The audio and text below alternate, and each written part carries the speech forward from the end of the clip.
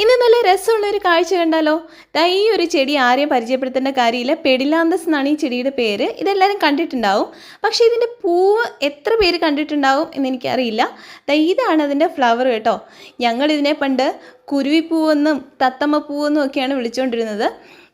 ഇത് എത്ര പേര് കണ്ടിട്ടുണ്ടാവും എന്ന് എനിക്കറിയില്ല. നല്ല രസമാണ് ഇതിൻ്റെ ഫ്ലവർ കാണാനായിട്ട്. ദാ കണ്ടില്ലേ, കുറച്ച് കുരുവികൾ വട്ടത്തിലിരുന്ന് തേൻ കുടിക്കുന്നതായിട്ടല്ലേ ഇതിൻ്റെ പൂ കണ്ടാൽ തോന്നുള്ളൂ. ഇതിങ്ങനെ നല്ല ബഞ്ചായിട്ട് നല്ല നിറഞ്ഞു നിൽക്കും കേട്ടോ. ഇതിൽ ഫ്ലവർ ഉണ്ടാവണമെങ്കിൽ കുറച്ച് കഷ്ടപ്പാടാണ്. ഈ ചെടി ഇത്രയും നല്ല വൈഡായിട്ട് തിങ്ങി നിറഞ്ഞ് കുറച്ചൊന്ന് മൂത്ത് ഒക്കെ വന്നാലേ ഈ ചെടിയിൽ ഫ്ലവർ ഉണ്ടാവുള്ളൂ. തീരെ ചെറിയ ചെടിയിലൊന്നും ഫ്ലവർ കാണില്ല. പക്ഷേ ഇതുണ്ടായി കഴിഞ്ഞ് കഴിഞ്ഞാൽ നല്ല രസമാണ് കാണാനായിട്ട്. ഇതിപ്പം ആദ്യമായിട്ട് പൂക്കുന്നത് കൊണ്ടായിരിക്കാം ഇത്രയും കുറവ് വന്നത്.